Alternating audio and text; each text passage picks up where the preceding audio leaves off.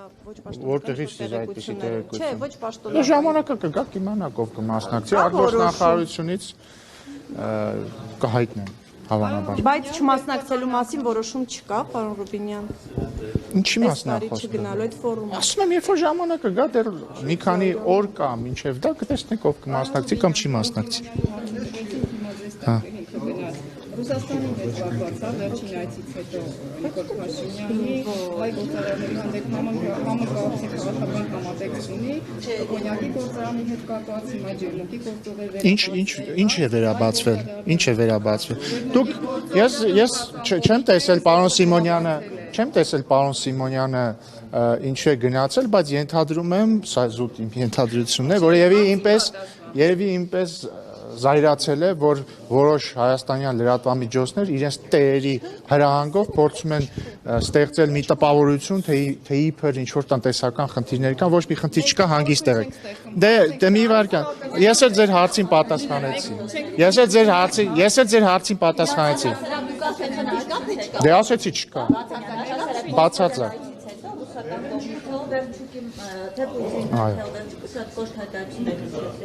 Այստեղ էլ դա շարունակվեց, օրինակ Ալեքսանդրն ասում է, եթե գազի գինը թանկանա, կամ անդիատումից համ հապի։ Բայց ինչի պետքա գազի գինը թանկանա։ Չէ, մի վայրկյան ինչի պետքա թանկանա։ Մի վայրկյան ես ձեր հետ չեմ, Ռուսաստանի Դաշնության նախագահը նման ակներ չի արել։ Ձեզ եմ հարցում, ինչի պետքա թանկանա։ Այսինքն ակնարկ Մի վայրկյան, չի հնչել, գազի գինը ինչի պետք է թանկանա։ Մի վայրկյան, դուք նկատի ունեք, որ Ռուսաստանը պետք է, չգիտեմ, ինչ-որ պայմանավորվածություններ չկատարի, թշնամական գործողություններ կատարի, ինչի համար։ Նման ակնարկ կանում են հայաստանյան որոշ քաղաքական ուժեր եւ նրանց ենթարկվող լրատվամիջոցներ, սիրելի բարեկամներ։ Այս ներողություն,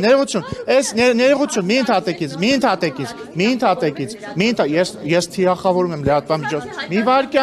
Մի վարքյան, ես թիրախավորում եմ լրատվամիջոցներին, ես թիրախավորելու եմ լրատվամիջոցներին, ուզում եմ բոլորդ իմանաք, որ ձեզնից բոլոր այն լրատվամիջոցները,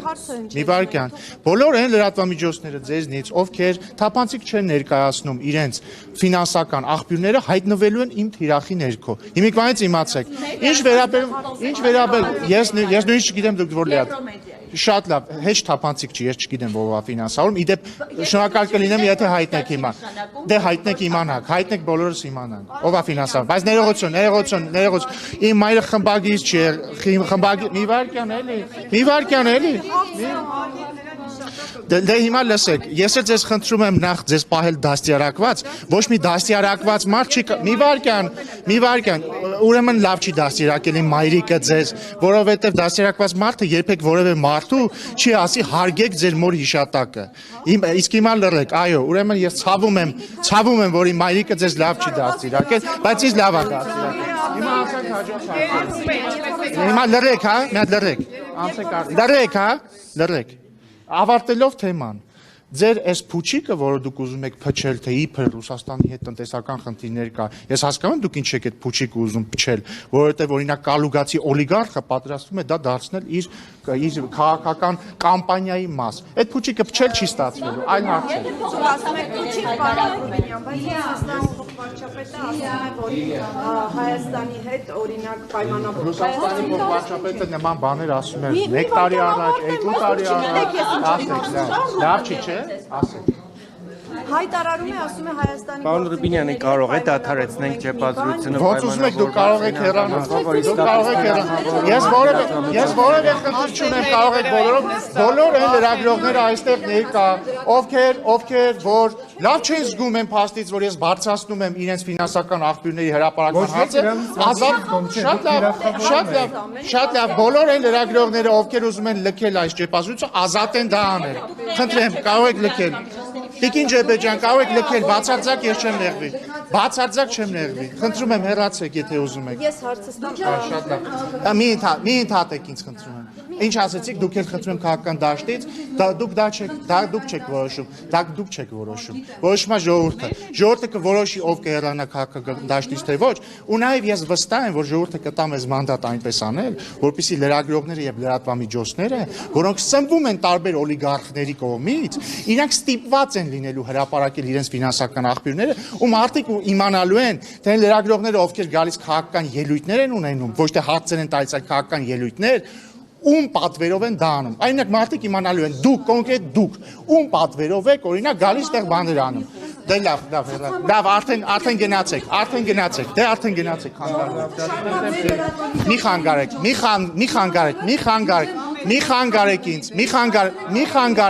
մի խանգարեք ինձ, Հիմա Ռուսաստանի վարչապետը ասում է իր հարցազրույցում ասում էր, որ ըստեյության միտքային էր, որ ասում է խոսվում է Հայաստանից ամենաբարձր մակարդակով Ռուսաստանի հետ լավ հարաբերությունների մասին, նորմալ հարաբերությունների մասին, բայց ասում է լինում են դեպքեր, երբ հայկական կողմի հետ պայմանավորվում ենք մի բան, բայց գործնականում այլ պատկեր ենք տեսնում, որպես օրինակ նշում է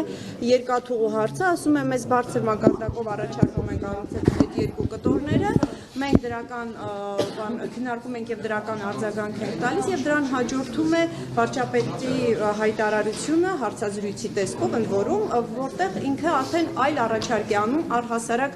կառավարման իրավունք այլ երկրի հանձնելու, սա որպես օրինակ է նշում եւ հաջորդը ասում է եկել է այն մոտենում է Հայաստան այն կետին, երբ մենք պետք է հնարավոր է վերանայենք Հայաստանի հետ մեր տնտեսական հարաբերությունները համագործակցությունը։ Հիմա դուք ասում եք ամբողջական այս հայ-ռուսական հարաբերությունների հետ կապված հարցերը փուչիկ են Հայաստանի։ Ես այդպես բան չեմ ասում։ Չէ, լարվածություն եւ այլ խնդիրների մասին։ Շատ լավ, ուրեմն այս երկու հայտարարությունները դուք ասեք ինչի մասին են խոսում։ Ռուսաստանից տարբեր ընդհանրապես համաձայն չեմ եւ դրա մասին շատ է խոսվել, այդ թվում վարչապետն է խոսել, կրկնելու կարիք չեմ տեսնում։ Պետք է ասեմ, բայց այս խոսակցությունները, այս թեմաները նոր չեն, այսինքն նախորդ տարի էլ է խոսվել դրա մասին, դրա նախորդ տարի էլ է խոսվել դրա մասին։ Ինչպես տեսել եք, ոչ մի կատաստրոֆիկ բան տեղի չի ունեցել։ Ռուսաստանը մեր բարեկամ երկիրն է, մենք շարունակում ենք մեր բարեկամական հարաբերությունները։ Մի խանգարեք, հեռախոսով գնացեք հեռու խոսեք, էլ գիտեմ որ շատ դաստիարակված եք, բայց գնացեք հեռու խոսեք։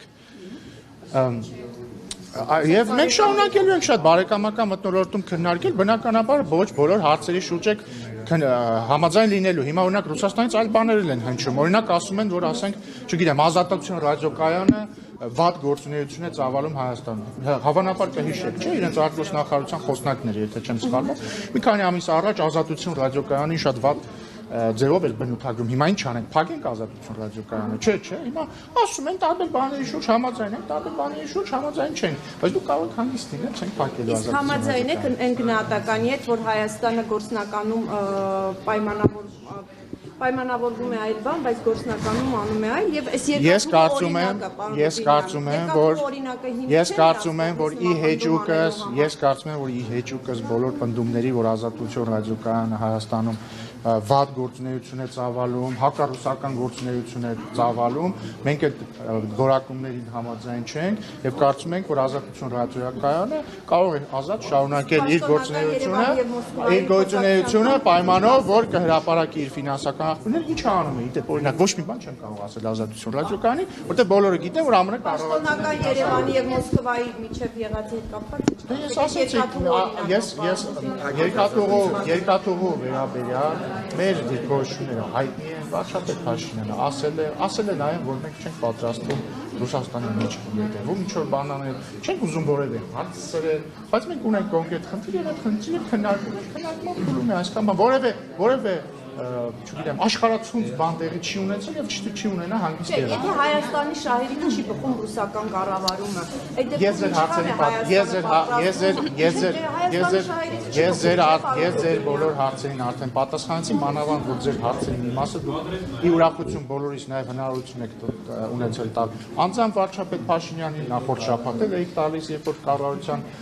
նիստից հետո հարց ու պատասխանել բոլոր հարցերին ձեր սպառիչ պատասխանել։ Ռուսաստանի կողմից ասում է դուք իրենք ամեն ինչ անում են, հանում Հայաստանի ամեն ինչ զոհաբերում են։ Իսկ դուք օրինակ Իսկ հանուն Հայաստանի չի պատասխանում զոհաբերի իր ռուսական եւ իբրական անձնագրերը։ բայց ասում եք Դե գուցե սկզբի համար զոհաբերի իր Կիպրոսյան եւ ռուսաստանյան անձնագրերը։ Օրինակ նույն ձև էս ինչ որ թրենդ է, հա, ոնց որ փրկիչների մոտ ամեն մեկը մի 6 երկրի քաղաքացիություն շալակած գալիս են երկիրը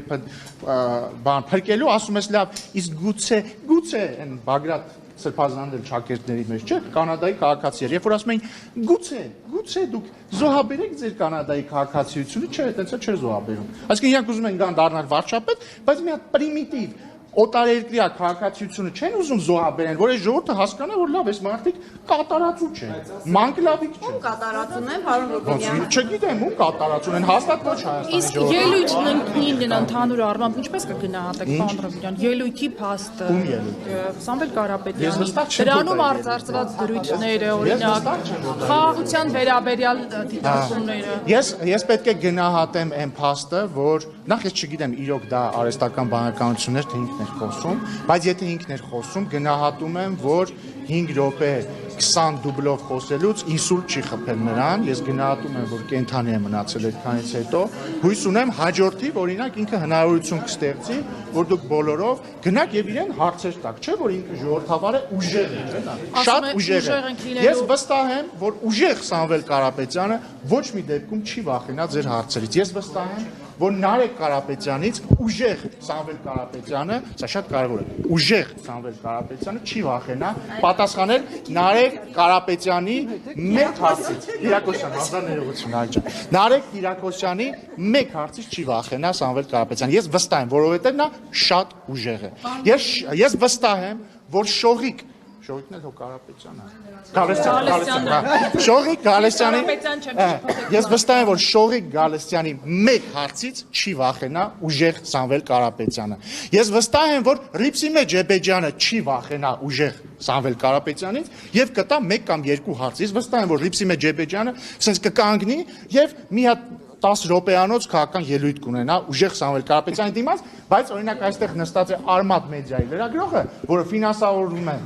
ուժեղ Սամվել Կարապետյանի թիմակիցների կողմից, այ վստահ եմ, որ Արմատ մեդիայի լրագրողը իհարկե մեծ հաճույքով հարցեր կտա։ Մինչ այդ պարոն Ռուբինյան թույլ տվեք ասել, որ Սամվել Կարապետյանն ասում է, որ մի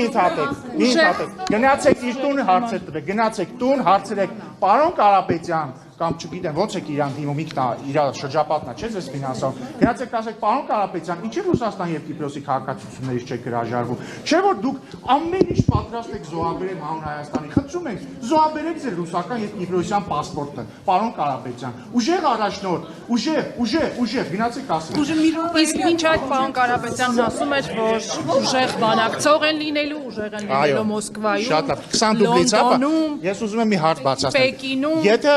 եկեք մի պահ ընդունենք, որ Սամվել Կարապետյանի ելույթը, այս վերջին հանրավակին,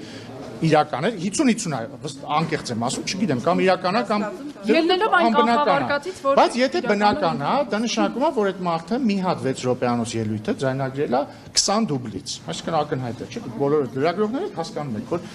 նախադասություն առ նախադասություն են ձայնագրել։ Ինքը այդ ուժեղ բանակցելը ո՞նց է անելու, այսինքն գնալու է 20 դուբլից բանակցի, գնալու է ասելու է «Здравствуйте, многоуважаемый», այսինչ հետո զգալու է, որ սխալ արեց, հետո նորից է ասելու, հա դուբլերով են անելու։ Հաջորդը, դուք հասկանում եք, չէ՞ որ այդ մարդու ամենապարզ եւ պրիմիտիվ խոսելու ունակությունը կասկածի տակ է, հասկանում եք, ուժեղ առաջնորդի խոսելու ունակությունը ընդ որում ոչ միայն հայերենով, ռուսերենով, չգիտեմ, ճապոներենով, հունարեն չգիտեմ, Կիպրոսի քաղաքացիա չգիտեմ, հունարեն գիտի, չգիտի, գուցե հունարենից է մարդը ուժեղ, թող հունարեն մի հատ ելույթ ունենա, հասկանանք, որ ուժեղ է։ Բայց ինքնին այդ փաստն է կասկածի տակ, ինքը ոնց է բանակցելու։ Ես վստահ չեմ, որ ինքը կարող է բանակցել որևէ մեկի ձեր հետ, ես վստահ չեմ, որ ինքը Նարեկ Կիրակոսյանի հետ կարող է բանակցել, լուր մնաց ինչ-որ մեկի հետ բանակցել։ Պարոն Ռուբինյան, ես ասելի հարց տամ եք։ Չգիտեմ, բայց լավ հարց է, պետք է հարցնել։ Ընտրական օրենսգիրքի փոփոխությունից հետո փաստորեն անձնանում հնարավոր չի ընդգրկել։ Ինչ եք կարծում, իրենք գրանցվել են մյուս անունով, հնարավոր է գրանցման խնդրին, չէ, գրանցվել են ռեգիստրում են մյուս անունով։ Հայամետ սկզբից ճիշտ է ասում, Հայամետը հետո անվանափոխել է։ Խնդիր կարող է առաջանալ ԿՀ գրանցման։ Չեմ կարծում։ Համենայն դեպս ոչ ձեր ասած կոնտեքստում հաստատ չի։ Կարապետյան եւ այլն,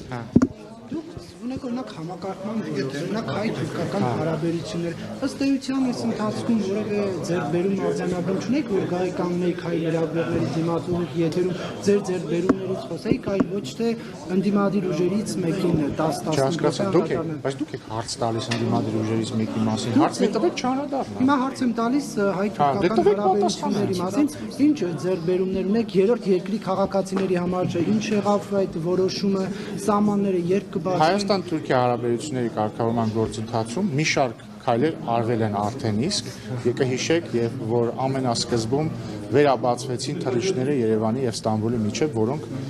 դադարեցված էին մի քանի տարի։ Կհիշեք նաեւ, որ պայմանավորվածություն ձեռք բերվեց ուղիղ ավիաբեռնափոխադրումները հնարավոր դարձնելու մասին, ինչը արված է։ Կա պայմանավորվածություն անի պատմական կամուրջը վերականգնելու մասին գործընթացը, փաստաթղթային գործընթացը ընթացքի մեջ է։ Եվ ճիշտ է, ամենամեծ պայմանավորվածությունը սահմանը երրորդ երկրների քաղաքացիների եւ դիվանագիտական անձնագիր կրողների համար բացելն է, ինչի վերաբերյալ մենք մեր կողմից անելիք արել ենք, նկատի ունեմ անցակետի վերականգնումը, լավ լուրն այն է, որ թուրքական կողմից վերջապես այս տարի իրենց կողմից սկսեցին աշխատանքներ տանել անցակետի վերականգնման ուղղությամբ եւ մենք սպասում ենք պայմանավորվածության իրագործմանը եւ այս առումով ընդհանրապես մեր դաշտում խաղաղությունը հաստատված է, ինչն է խնդիրը, պարոն Ռուբինյան։ Խաղաղությունը հաստատված է, բայց գործընթացները պետք է գնան իրենց հունով։ Մեր կողմից որևէ խնդիր չկա եւ մենք ոչ ոք նախապայման կա, պայմանավորվածությունը կա, պետք է իրագործվի։ Փաստաթղթի ստորագրումը։ Չեմ կարծում։ Ամենայն դեպս դա տրամաբանական չէր լինի։ Իսկ դուք Անտալիա մեկնելու եք, ես էլի Անտալիան։ Ես Անտալիա չեմ մեկնել։ Արտգործնախարարը Դե ասեցի էլի Բայց անցածին մեկնել էիք, չէ, պարոն Ռուբինյան։ Սա ինչ որ վերաբերում է, իսկ ինչն է պատճառը։ Կարող է իսկապես նեղացել եք։ Սիրելի գործընկերներ, ես ձեր տարբեր տեսակ ձևակերպած նույն հարցին պատասխանելու եմ հանդիպելու օրինակ ձեր գործընկերոջը։ Բայց ես բացարձակ տես բան չասեցի։ Չէ, ես հարցնում եմ։ Դե հիմա բայց դուք ձեր ենթադրությունները հազար ձև կարող եք ձևակերպել։ Ես ձեզ ասացի, Անտալիայի դիվանագիտական ֆորումին կլինի ներկայություն, կիմանաք ինչ մակարդակով, ոնց եւ երբ։ Պարոն Ռուբինյան, ապրիլի 24-ին կառավարական պատվիրակություն Ծիծեռնակաբերդի հուշահամալիր այցելելու է, թե ոչ։ Բայց ամեն տարի այցելում է, ենթադրում եմ ձեր քաղաքական առաջնահերթություններում զուտ Ինչ է փոխվում։ Դե այն որ այլևս ցեղասպանությունը արտաքին քաղաքականության հարցում առաջնահերթություն չէ, ցեղասպանությունը չէ, ցեղասպանությունը միջազգային ճանաչումը։ Ինչ որ մեկը կառավարությունից այլ բան ասել է։ Չէ, բայց մի վարքանի եթե առաջնահերթություն չէ։ Իսկ դուք գնալու եք Ծիծեռնակաբերդ։ Ես ամեն տարի այցելում եմ։ Հա, շատ լավ, ես էլ։ Չէ, ես նկատում եմ ի պաշտոնը, չէ, ի Ես էլ ի պաշտոնե ամեն տարի այցելում եմ բացառությամբ այն տարիներին, երբ որ արտերկրում եմ լինելու գործողման մեջ։ Ոչ մի բան չի փոխվել, կլինի այց։ Բայց ինչի՞ պիտի չլինի։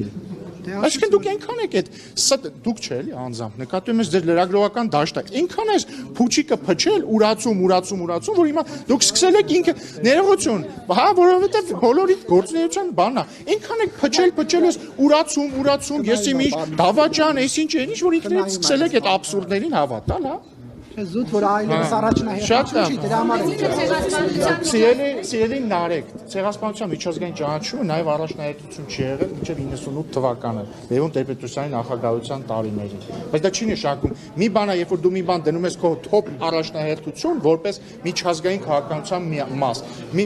Մեկ այլ բան է քո հիշատակի օրը։ Չի մասն է խոսքը։ Ցեղասպանության միջազգային ճանաչումը Դե որ լսեք հասկանայի։ Իսկ պարոն Ռուբինյան Քանի որ հրապարակվել են Հա, ես էլ եմ հիմնական մասնավորապես ընդդիմադիր երևակի դրականները աչքի անցկացրել եք ոստանամ այդ ցուցակը։ Ձեր գնահատականը ինչպես է ստացվում, որ երկրորդ նախագահի հաջողության համեմատում է օրինակ Հայաստանում։ Սա ինչի մասին է։ Դե տեսեք, շատ քաղաքական շահի մասին է, խոսում թե քաղաքական դաշտը ամլացել է, Դե տեսեք, շատ հատկանշական է, որ փաստորեն կա երագլուխ պատերազմի կուսակցությունը ըստ էության որոնք են, այսինքն Սամվել Կարապետյանի զարմիկի գլխավորած ուժը, Սամվել Կարապետյանը դե չի ղեկավարում։ Որովհետև գլխավոր, այսպես ասենք, ավանգարդում այդ երեք ուժերն են գտնվում։ Սամվել Կարապետյանի զարմիկի գլխավորած ուժը, Ծառուկյանի գլխավորած ուժը եւ Քոչարյանի գլխավորած ուժը։ Պատասխան տվեց։ Մի վարքան, էլի, մի վարքան։ Հիմա ինչ հետաքրքիր իրավիճակա ստեղծում։ Քոչարյանի գլխավորած ուժի առաջին համարն է Քոչարյանը եւ վարչապետի տեխնացուն է Քոչարյանը։ Ծառուկյանի գլխավորած ուժի առաջին համարն է Ծառուկյանը, բայց վարչապետի տեխնացուն Ծառուկյանը չէ եւ բացառիկ know-how համաշխարհային քաղաքականության մեջ։ Իրենց վարչապետի տեխնացուն գախնի է, այսինքն Ծառուկյանը ասում է իմ վարչապետի տեխնացուն գախնի է։ Մի վարքան։ Չէ, օրենքը էլի չի արգելում, բայց նկատի ունեմ, ֆիքսենք էլի, որ առաջին անգամ համաշխարհային քաղաքականության պատմության մեջ մարդիկ որոշել են ընտրություններին մասնակցել թաքնված, պահկված տեխնացույով, հասկանում եք, կարող ընտրություններից, այսինքն Ժորժ ջան, երբ որ դուք ընտրում եք Ծառուկյանի ուժին, իմացեք, որ հետո ով ասես կարող է վարչապետի տեխնացու լինի։ Մի վարքան։ Հաջորդը, բայց Ծառուկյանի ցուցակի երկրորդ համարն է մարդ, որը 2021 թվականի Ռոբերտ Քոչարյանի գլխավորած ցուցակով մտել է ազգային ժողով, Անդրանիկ Թևանյանը, երկրորդ համար։ Ասեմ ավելին, Տիկին Էլինար Վարդյանը, որ հենց հիմա Քոչարյանի ուժից պատգամավոր է, Ծառուկյանի ցուցակում է։ Արեգնազ Մանուկյան եւ այսպես շարունակ։ Հաջորդը։ Մի վարքան էլի, Ժորժ ջան, սիրելի բարեկամներ, կթողեք ես հարցս ավարտեմ պատասխանս, հետո կտակ ձեր հաջորդ հարցը, բայց դրա հարց չէ, էլի ռեպլիկ է։ Հետո գալիս է Սամվել Կարապետյանի զարմիկի գլխավորած ուժը, երկրորդ տեղում, էլի երկրորդ ցուցակում երկրորդ համարը, մարդ, որը Քոչարյանի փաստաբանն է, եւ որը 21 թվականին Քոչարյանի ցուցակով դարձել է պատգամավոր Արամ Վարդևանյանը։ Հիմա ինչ է ստացվում։ Այդ պատերազմի եռագլուխ կուսակցությունում իրեկն իրար հետ ունեն իրանց մեջ, քանի հատ վարչապետի տեխնացու, գիտեք, 1։ Որովհետև Ռուսաստանցի օլիգարխը չի կարող լինել վարչապետի տեխնացու, որովհետև ինքը Ռուսաստան եւ Կիպրոսի քաղաքացի է։ Ծառուկյանը ինքը տեխնացու չի, ասում է չեմ ասիով այն տեխնացուն, այսինքն այդ երեք ուժերի մեջ հանրագումարով կա մեկ վարչապետի տեխնացու, Քոչարյանն է։ Հիմա ընդ որում ես այդ ցուցակները որ տեսել եմ, իմ մոտ տպավորություն է ստեղծվում, որ իրանք ասենց խառնել բաժանել ցուցակ են կազմել, այսինքն ասենց ուղղակի մարդկանց անունները գրել են մարդկանց, ասենց խառնել են, ամեն մեկը ասենց քաշելա ցուցակ են կազմել։ Հա, հատուկ։ Բայց Գագիկ Ծառուկյանը հստակ իմ հարցին պատասխանացեց, որ ինչ ուզում է լինի, թեկուզ Նիկոլ Փաշինյանին հեռացնելու միակ, դուք հարցը։ Եթե նույնիսկ Նիկոլ Փաշինյանին հեռացնելու միակ տարբերակը լինի այն, որ ինքը պետք է Քոչարյանի օգտին քվեարկի, որ դառնա վարչապետ, չի քվեարկի։ Որ Քոչարյանի, կարող Լևոն Քոչարյանի։ Իսկ կարող Լևոն Քոչարյանի։ Հարցը Ռոբերտով է հնչել։ Դե հիմա ես ասում եմ կարող Լևոն Քոչարյանին քվեարկի։ Ասում եմ հարցը Ռոբերտով եմ տվել։ Հասկանում եմ, ասում եմ տարբերությունը մեծ է, որ Ռոբերտին չքվեարկի։ Լևոն Քոչարյանի։ Կարող Անդրանիկ Թևանյանին է քվեարկում, դա դες մեծ է տարբերությունը։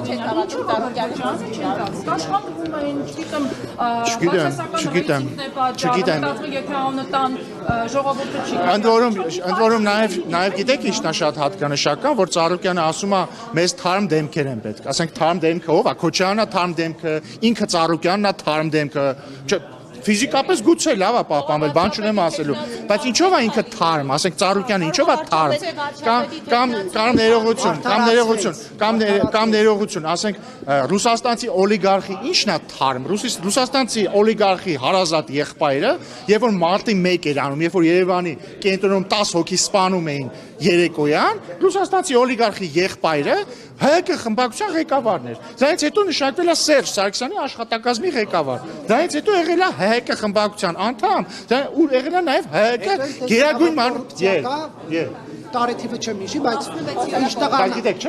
Իշտղան ասում է, որ տեսել է կոռուպցիոնե դրսևորումները անհամաձայնություն։ Բայց գիտեք որ խաբել է, ուզում եք ապացուցեմ որ խաբել է։ Ինչպես։ Ռուսաստանցի օլիգարխ Սամվել Կարապետյանի եղբայրը Կարեն Կարապետյանը 2017 թվականին ընտրություններում մասնակցել է ՀՀԿ ցուցակով, ընտրվել է ՀՀԿ պատգամավոր եւ մինչեւ Թավշյա հեղափոխությունը շարունակել է լինել ՀՀԿ պատգամավոր եւ ՀՀԿ անդամ։ Չի միացել, չի։ Այսինքն խափում են, հասկանում եք, ասում է տեսել է, ասում են անհամաձայնություններ ա ունեցել ՀՀԿ-ի հետ։ Ասենք ո՞նց հնարավոր 2017 թվականին անհամաձայնություն ունենալ ՀՀԿ-ի հետ եւ ՀՀԿ ցուցակով դառնալ падգամավոր։ Մնացել է բայց համաձայններ։ Դե ուրեմն թող չասեն, որ չի մնացել։ Այսինքն ՀՀԿ-ի հետ եղել։ Դա նույնն է, որ ես ասեմ, ես Նիկոլ Փաշինյանը որևէ կապ չունեմ։ Ասենք 7 տարի է падգամավոր եմ ԿՊ-ի, ես Նիկոլ Փաշինյանը կապ չունեմ։ Ինձ հարց մի տվեք, ես կապ չունեմ։ Սա մենք կարող Համաձայնել լավ հարաբերություններ Կարող ինչ որ հարցեր անհամաձայնություն։ Կարող եմ, բայց ես թիմի հետ եմ, չէ՞։ Այսինքն տրամաբանական չի, չէ՞ որ հիմա ես ասեմ, գիտեք ինչ կա, ես ԿՊ-ի հետ կապ չունեմ։ Ասենք ԿՊ խմբակցության падգամավոր, բայց կապ չունեմ։ Պարոն Ռուբինյան, մի տեսանյութ հրապարակվեց, որտեղ Նիկոլ Փաշինյանի դատարանում ըստ էության դատվում էր Հակոբ Ասլանյանը, պայմանական ասած դատարանում եւ հարց էր տալիս վարչության նիստում։ Եվ հարց էր տալիս պատկերավորը որն է։ Եվ հարց էր տալիս, ասում եք ձեր падգամավոր դառնալու հարցում ձեր ներդրումը ինչ կանա, իմ ներդրումը ինչ կանա, եւ Հակոբ Ասլանյանն ասում էր 99.9%-ը ձերն է, պարոն վարչապետ։ Հիմա բոլորին է, թե 99%-ով պարտական Նիկոլ, օրինակ քանի տոկոսով։ Չգիտեմ, ես տենց հաշվարկներ չեմ անում։ Գնա Հակոբ Ասլանյանին կա։ Նիկոլ Փաշինյանը եթե մի օր ձեզ հարցնի, դուք չեմ կարծում, որ ինձ այդ հարցը կա։ Պարոն Ռուբինյան, նախարարը Սերգեյ Գալյան ասում էր, որ սահմանադրության նախագիծը պետք է քաղաքացիական պայմանագրի վարչությունում, հետո խմբակցությունում քննարկվի, որովհետեւ քննարկում այս ընթացքում վարչությունը, խմբակցությունը տեքստի շուրջ ունեցել է։ Աշխատանքային քննարկումներ, բայց դեռ վերջնականացված քննարկման չենք հասել։ Աշխատանքայինը նկատի ունեք վարչությունում եք տեքստը էլի նայում։ Նկատի ունեմ խառը։ Խառը ոնց մի քիչ Նկատի ունեմ հիմա ես չեմ ասելու, այսինչ օրը քննարկեցինք այստեղ, դե քննարկումները շարունակվում են, երբ որ վերջնական product լինի, մարդիկ վստահաբար կտեսնեն այդ թվում դուք։ Բայց խմբակցությունը թե վարչությունն է անընդհատ։ Ես ասում եմ խառը, ինչ եմ ասում խառը, որովհետև խոսքը պաշտոնական քննարկումների մասին չէ, աշխատանքային քննարկումների մասին։ Հիմա ես չեմ ասելու, չէ, երեկում եմ հանդիպել, ինչ եմ քննարկել, եթե խոսքը պաշտոնական հանդիպման մասին չէ։ Երբ որ վերջնական product կլինի, վերջնական տեքստ կլինի, բոլորը կտեսնեն։ Չէ, չկա ու անկախության հռչակագիրը հնարավոր չի հեռացնել։ Եվ դուք նկատի ունեք հղում է հեռացնել, որտեղ անկախության հռչակագիրը կա եւ միշտ մնալու է որպես պատմական փաստացող։ Որ ասում եք չկա տարակարծություն, նկատում եք միաձայն կողմ եք, որ նորում հղում չլինի։ Ես պատասխանեցի ինչքան հերիք էր եւ կարծում եմ հերիքա։ Ինչն է ձեր հարցը։ Որը։